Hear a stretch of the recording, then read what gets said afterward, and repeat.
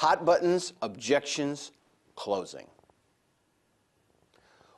What are some examples of open-ended questions that we might ask when doing our F&I presentation?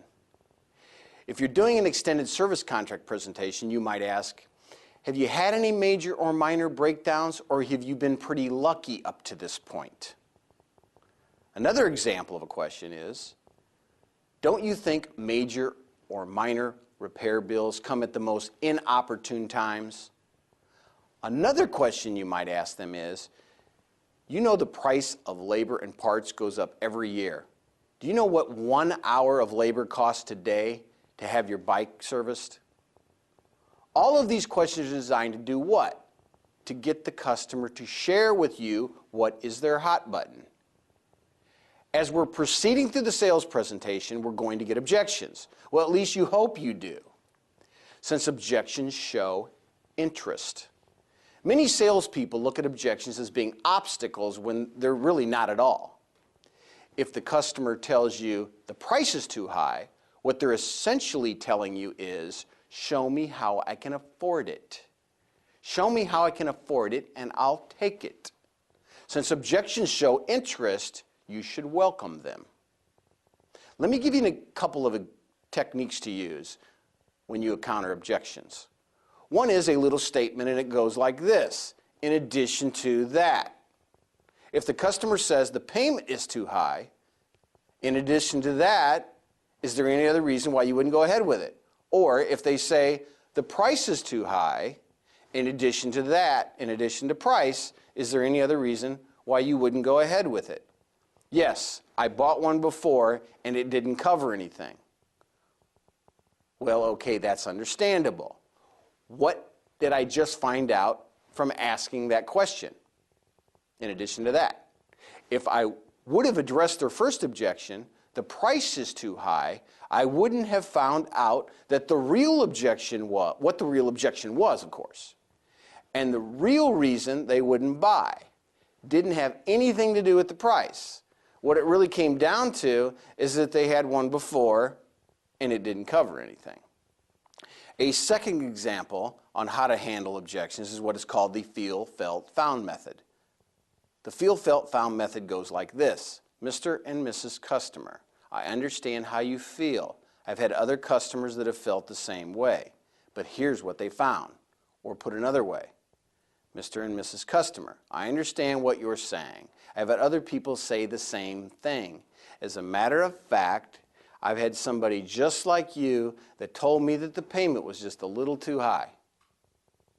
Last week I was back in our service drive and I ran into them. I said, hey, how are you doing? How's the new bike? And they said, well, there's a little problem. I had to have it towed here. And then they asked me if they could still purchase the service contract that was offered to them. Well, Mr. and Mrs. Customer, I want to make sure the same thing doesn't happen to you because I wasn't able to persuade them that the $15 a month was worth the coverage they were getting. Can we go back over this one more time to make sure that you're comfortable with your decision? That's the feel, felt, found method. I understand how you feel. Other customers have felt the same way, but here's what they found. Welcome objections. You're going to get them. Know the responses to your objections. Later, as we discuss each product that we sell, we'll also get into the objections for each of the products, and then we'll give you the information that you need to overcome them. That is, so you can overcome them and then take them smoothly through the close, which is the last part of the sales process. If a salesperson is ineffective at selling, many times it comes down to one thing, closing. And the reason that they're ineffective is because of the word, another word, rejection. Since us as salespeople don't want to be rejected, we don't ask them to buy. This way, they can't tell us no. We have a tendency to think that they're just not quite ready yet. We keep putting it off and we keep putting it off. So why do we do that? Well, we do that because we're afraid they're going to tell us no. For many salesperson, this fear of rejection is all that separates them from being exceptional at selling. I can prove to you that this is true. We at the Vision of F&I have the ability to statistically evaluate a population and come up with a list of people that will definitely buy every F&I product that we offer.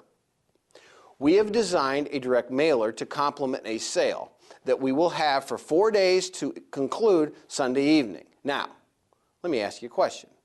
How long would you work each day if you truly believed in the authenticity of our data? Probably as long as there were customers in the showroom, right? How many customers would you take care of? Probably as many as you could. How enthusiastic would you be with your presentation if you truly believed that every single customer would buy every single product you offered them? How many products would you offer them? You'd offer them all, wouldn't you? Of course, part of the reason is because you'd be paid a commission for the sale. But a major reason why you would offer each product with enthusiasm is because you would have absolutely no fear of rejection. You'd have no reason that they would ever say no to any of your requests.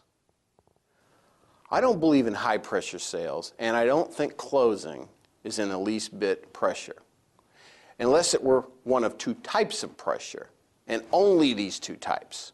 One is the pressure that the customer doesn't want to say no to you.